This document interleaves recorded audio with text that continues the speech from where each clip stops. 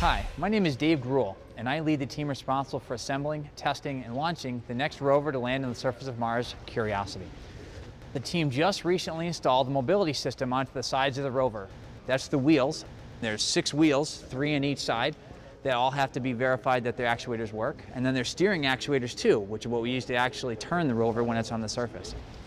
There are 10 small little motors that make up that mobility system, and what the team is doing right now is they're going through and making sure that each of those wheels spins forward and backwards and rotates if necessary from a steering point of view, so that when the rover gets down to the surface of Mars, it can successfully navigate itself over the rocks and the terrain that are actually there on the surface.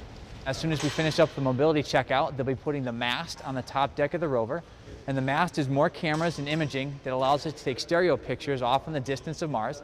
Just like your eyes work in a stereo pair, this camera will also return us stereo imagery from the surface of Mars. Once that's complete, then the front deck of the rover, which is empty right now, is where we'll put the robotic arm. The robotic arm is a device that reaches out 6 feet or so and actually touches the surface, takes samples, and then deposits those samples back into the innards of the rover for the science instruments to analyze and determine what the elemental compositions are of the surface of Mars. Over here on my left, you'll see the descent stage. The descent stage just went through a test where they actually shook it, just like it would experience when it's out going through the launch. And they wanted to make sure that the design held together and that nothing broke, and everything was successful with that test too.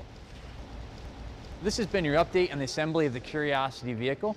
As you can see, Curiosity is looking more and more like a rover every day, and the team is working hard as we aim for our launch scheduled for November of 2011.